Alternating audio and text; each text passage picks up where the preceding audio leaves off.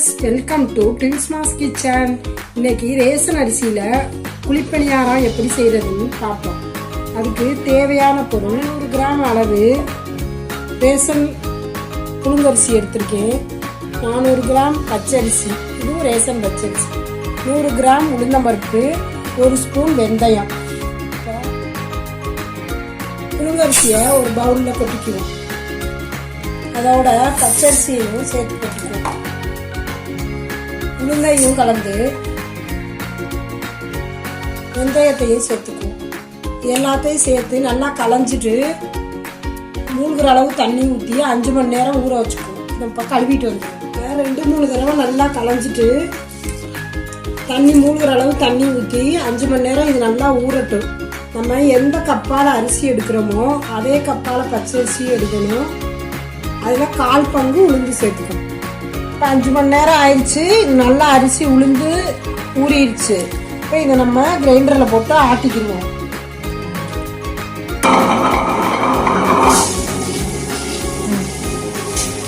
பணியாரத்துக்கு மாவு கெட்டியாக இருக்கணும். அதனால ரொம்ப தண்ணி ஊற்றிடக்கூடாது. நம்ம கொஞ்சமாக தண்ணி ஊற்றணும்.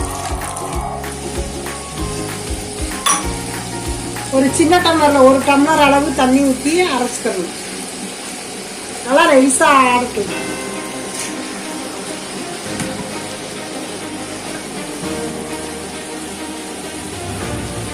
இருக்கணும் மாவு.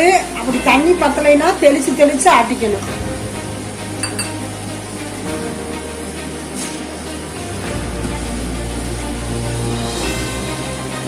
ஆடட்டும். இதுக்கு தேவையான அளவு உப்பை இதிலே போட்டு ஆட்டிக்கிடுவோம். அதுவும் சேர்ந்து ஆடட்டும். 3/4 பதத்துக்கு ஆடிடுச்சு. இன்னும் கொஞ்சம் ஆடினா போதும். கொஞ்சம் நொறுன்னு இருக்க மாதிரி ஆட்டிக்கிடுவோம். கொஞ்சம் நேரம் ஆடணும். நல்லா நெய்ஸாக ஆடிடுச்சு. அண்டிடுவோம். இதுக்கு மேலே ஆட தேவையில்லை.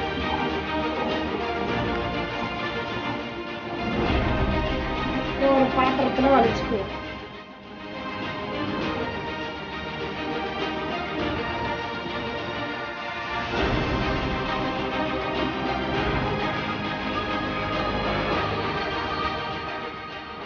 மாவு அள்ளியாச்சு. இதை மூடி போட்டு மூடி வைப்போம். 8 மணி நேரம் நின்று பார்ப்போம். 8 மணி நேரம் இருக்கட்டும். நல்லா புளிக்கட்டும். மாவு கொஞ்சம் பொங்கி வரட்டும். மூடி வைப்போம்.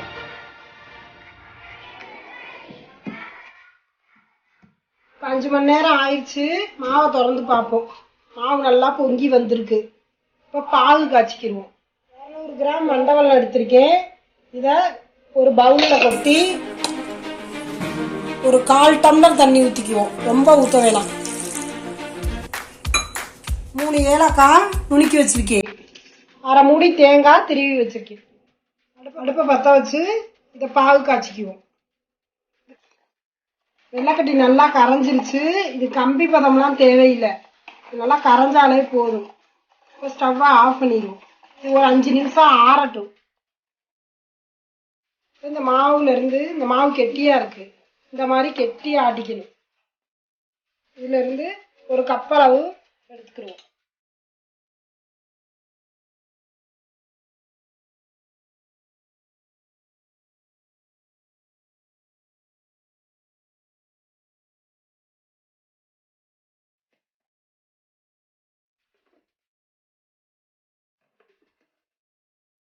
இதில் நம்ம நுணுக்கி வச்ச ஏலக்காயை சேர்த்துக்குவோம்.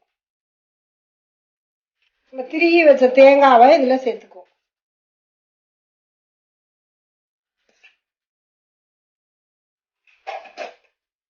பாகு ஆறிடுச்சு. இந்த மாதிரி இருக்கணும். பாகு ரொம்ப தண்ணியாக இல்லாமல் இருக்கணும்.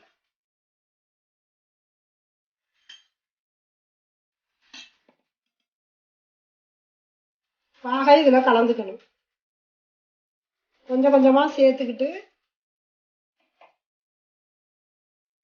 கலக்கிக்கணும்.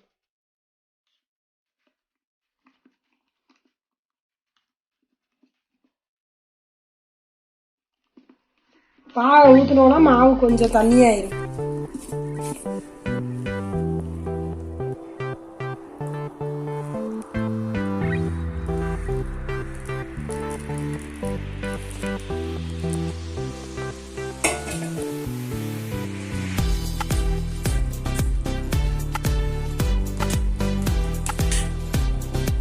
இந்த மாதிரி கண்டன்சிக்கு இருக்கணும்.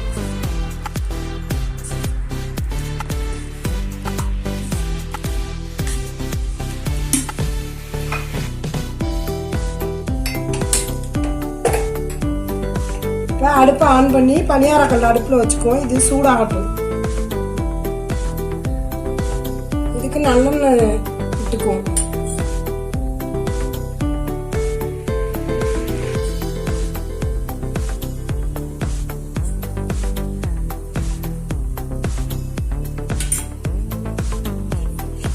நெய் வேண்டாம், கொஞ்சம் சேர்த்துக்கலாம். வேணும்னா சேர்த்துக்கோங்க.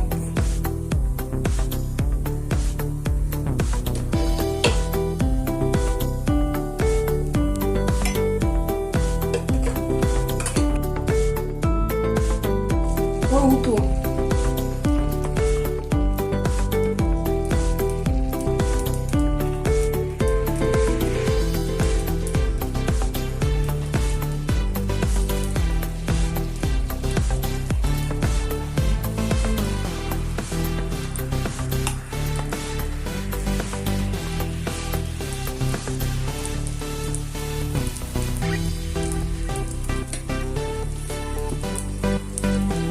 வேகட்டும். நம்ம அடுப்பை சிம்மில் வச்சுக்குவோம். ஏன்னா வெள்ளைக்கட்டி போட்டிருக்கனால பிடிக்கும்.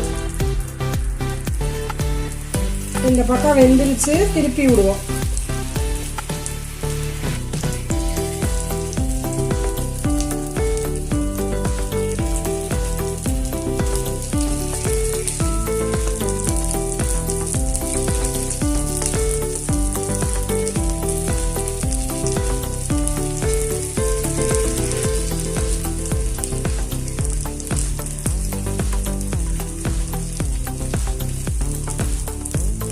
வெந்துருச்சு ரெண்டு பக்கமும். இப்போ எடுத்துருவோம்.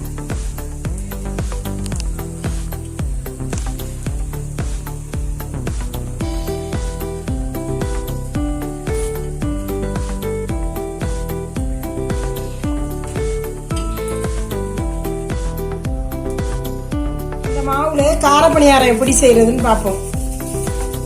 அதுக்கு ஒரு கப் அளவு மாவு எடுத்திருக்கேன். இப்போ இந்த மாவுல ஒரு பெரிய வெங்காயம் பொடி பொடியா நறுக்கி வச்சிருக்கேன். இதை இதுல சேர்த்துக்குவோம்.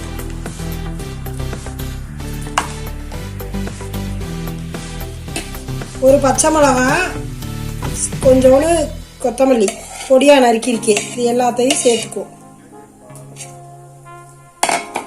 சேர்த்து இது நல்லா கலக்கிக்குவோம்.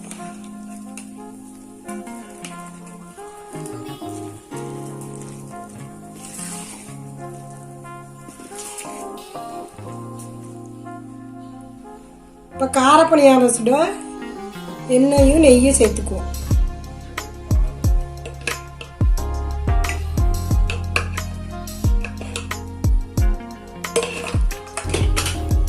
மாவை இந்த இதுக்கு இந்த கண்டன்சிக்கு கலக்கி வச்சுக்கோங்க.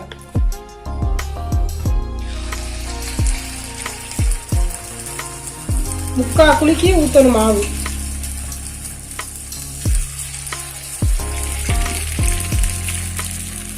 அது வேகும்போது முழுசா வந்துடும்.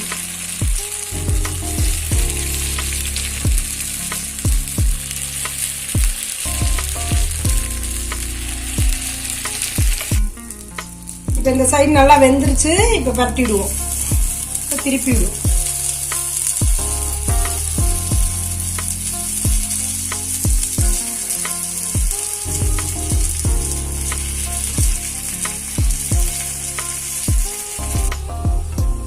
நல்லா வெந்துருச்சு. இப்போ இந்த கார பணியாரத்தை எடுத்துருவோம்.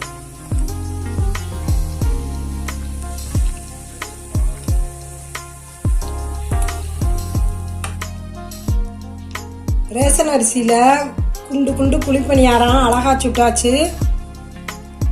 பஞ்சு பஞ்சா இருக்கு, அவ்வளோ சாஃப்டா இருக்கு. இது இனிப்பு பணியாரம், இது கார பணியாரம். இதுக்கு கார சட்னி ஏத்ததா இருக்கும். நீங்களும் இதே மாதிரி உங்க வீட்டில் ட்ரை பண்ணி பாருங்க. எப்படி இருக்குன்னு கமெண்ட்ல சொல்லுங்க. லைக் பண்ணுங்க, ஷேர் பண்ணுங்க. இது வரைக்கும் நம்ம சேனலை சப்ஸ்கிரைப் பண்ணாதவங்க மறக்காம சப்ஸ்கிரைப் பண்ணுங்க. தேங்க்யூ.